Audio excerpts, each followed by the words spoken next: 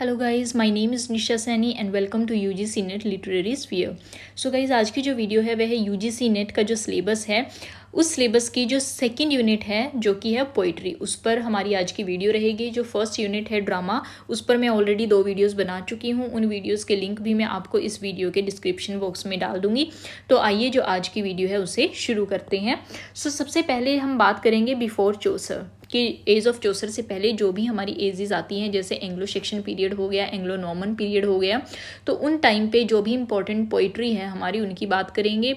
एक चीज़ बता देती हूँ आपको कि बिफोर चौसर हमारे पास अनोनिमस लिटरेचर होता था, मतलब कि जो राइटर या पोइट्स थे उनके नाम नहीं पता थे। बहुत कम ऐसे राइटर हैं जिनके नाम हमें पता है। सो इसीलिए मैंने यहाँ पे आपको जो पोएम्स हैं पोएम्स के नाम डाले हैं। सो इन 3 पोएम्स में से बियोवुल्फ सबसे ज़्यादा इंपॉर्टेंट है। बियोवुल्फ आपने बहुत अच्छे से करके जानी है। सेकंड नंबर पर आप sir Gawain and the Green Knight को रख सकते हो, this is also important one. So then हम मूव करेंगे एज ऑफ चौसर पर। जो एज ऑफ चौसर है इसमें सबसे इम्पॉर्टेंट सबको पता है कि जेफरी चौसर है, क्योंकि जेफरी चौसर एक ऐसे पर्सन है जिनके ऊपर एक पूरी एज का नाम रखा गया है। सो जेफरी चौसर के जो सबसे इम्पॉर्टेंट वर्क है वो है the Canterbury tale. The Canterbury tale को आपने बहुत अच्छे से करना है। कैंटरबरी टेल का जो प्रीफेस है, प्रोलॉग को अच्छे से करना है। उसमें जो करेक्टर्स हैं, करेक्टर्स के बारे में आपको पता होना चाहिए। बाकी के जो आप स्क्रीन पर पोइट्स देख सकते हो ये हमारे माइनर पोइट्स हैं। देन हम मूव करेंगे एज ऑफ रिवाइवल पर। जो एज ऑफ रिवाइवल है इसमें जितने भी पोइट आप देख सकते हो अपनी स्क्रीन पर, ये सब हमारे माइनर पोइट रहने वाले हैं। इनमें से कोई भी ऐसा पोइट नहीं है जो बहुत ज़्यादा इंपॉर्टेंट है। तो आपने इनके नाम पता होने चाहिए, इनके जो वर्क्स हैं वर्क्स के नाम पता होने चाहिए। अंदर जाकर डिटेल में समरी करने की ज़रूरत नहीं है, सिर्फ नाम पता कर लोगे वर्क्स का और पब्लिशिंग ईयर पता कर लोगे तो that is more than enough. Then हम मूव करेंगे एलिजाबेथन एज पर। जो एलिजाबेथन एज है इसमें जो हमारे फर्स्ट जो देख सकते हैं पोइट एडमंड स्पेंसर हैं। Edmund Spenser is very very important. Edmund Spenser का एक वर्क है द फेयरी क्वीन, जो आपने बहुत अच्छे से करना है। सो फेयरी क्वीन की जो समरी है वो अच्छे से कर लेनी है। फेयरी क्वीन को 6 पार्ट्स में 6 बुक्स में डिवाइड किया गया है, तो उन सब की समरी आपको पता होनी चाहिए। इसके अलावा सर फिलिप सिडनी है। Sir Philip Sidney is also important. Sir Philip Sidney ने एक सोनेट सीक्वेंस लिखा था जिसका नाम है एस्ट्रोफिल एंड स्टेला, वो आपने ज़रूर करना है। तो उसके अलावा जो बाकी के पोइट्स आप देख सकते हो स्क्रीन पर, ये माइनर पोइट्स हैं हमारे सारे के सारे। तो नेक्स्ट हम मूव करते हैं जैकोबियन एंड कैरोलिन एज पर। जो जैकोबियन एंड कैरोलिन एज में जॉन डन है। John Donne is very important. इनकी पोएम्स में से क्वेश्चन पूछ लिए जाते हैं। एक चीज़ मैं बताती हूँ कि किस तरह के क्वेश्चन पोइट्री से पूछे जाते हैं। तो ज़्यादातर क्वेश्चन किस तरह के आते हैं कि जो पोइट्री है पोइट्री की लाइन्स उठा के आपको पूछ लेते हैं वो, कि ये जो लाइन है ये किस पोएम की लाइन है, ये किस पोइट की ये लाइन्स हैं। तो आपको वो पता होनी चाहिए। आपने इंपॉर्टेंट कोटेशन जो भी हैं पोएम्स की वो आपने करनी है। और सबसे इम्पॉर्टेंट चीज़ जो बिगनिंग लाइन्स होती हैं, शुरू की जो 2 लाइन्स हैं और लास्ट की जो 2 लाइन्स हैं पोएम की, वो आपने करनी है सबकी, क्योंकि वो क्वेश्चन में ज़्यादातर पूछ ली जाती हैं। इसके अलावा वो क्या करेंगे, सपोज करो आपको 2 लाइन्स दे दी, उनमें बोलेंगे उनमें कुछ ब्लैंक्स डाल देंगे, कुछ वर्ड्स हैं वो निकाल देंगे, तो आपको बोलेंगे कि इन ब्लैंक्स को फिल करना है आपने। तो इस तरह के क्वेश्चन वो पूछते हैं। देन हमारे जो सेकंड पोएट यहाँ पर है वो है John Milton. John Milton is also very very important. John Milton सबसे ज़्यादा फेमस है अपनी पैराडाइज लोस्ट के लिए। पैराडाइज लोस्ट आपने बहुत अच्छे से करनी है। पैराडाइज लोस्ट को 12 बुक्स में डिवाइड किया गया है, तो वो आपको पता होनी चाहिए। देन हमारे पास आते हैं आगे the metaphysical poets. Metaphysical poetry क्या होती है, मेटाफिजिकल पोइट्स कौन हैं, इनको आपने बहुत अच्छे से करना है। इनका राइटिंग स्टाइल क्या था ये आपको पता होना चाहिए। और जितने भी हमारे मेटाफिजिकल पोइट हैं वो आप अपनी स्क्रीन पर देख सकते हो, एक नेक्स्ट स्लाइड में आपको मिलेगा। तो ये 4 पॉइंट, टोटल 5 पोइट्स हैं हमारे मेटाफिजिकल पोइट्स।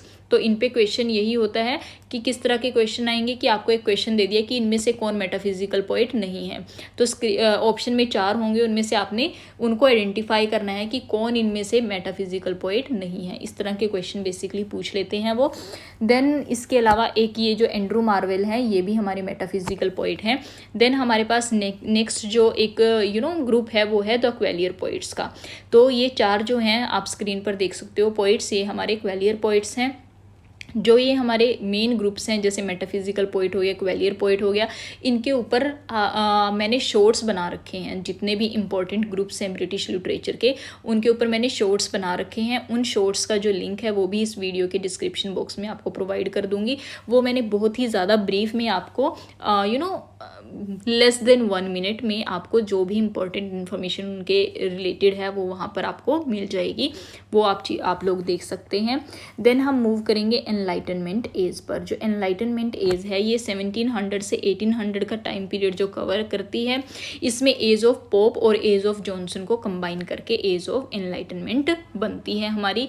यहाँ पर जो सबसे ज़्यादा इम्पोर्टेंट हमारे रहने वाले हैं वो है जेम्स थॉमसन। जेम्स थॉमसन जो है, इनका एक वर्क है द सीजन।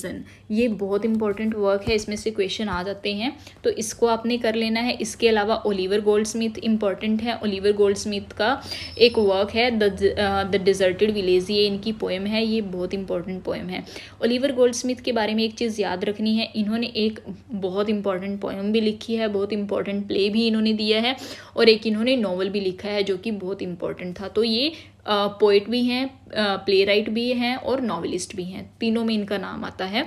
इसके अलावा अगर हम बात करेंगे जो थॉमस ग्रे हैं, थॉमस ग्रे ने एक पोएम लिखी है elegy written in a country churchyard.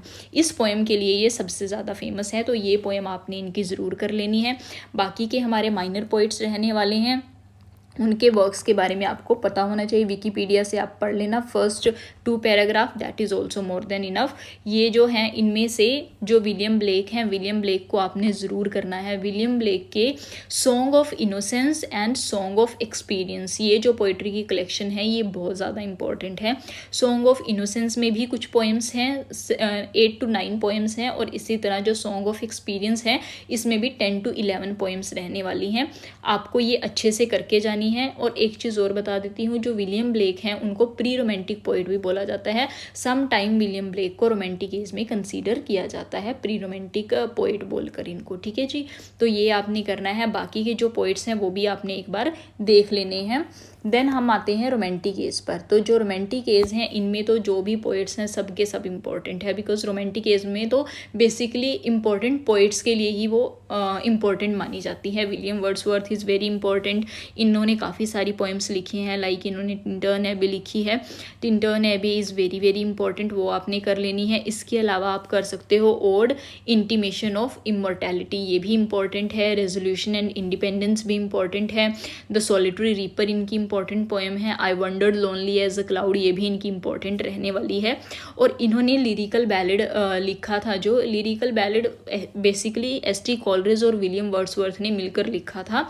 तो उसके बाद जो सेकंड एडिशन था लिरिकल बैलेड का, प्रीफेस टू लिरिकल बैलेड, वो वर्ड्सवर्थ ने लिखा है।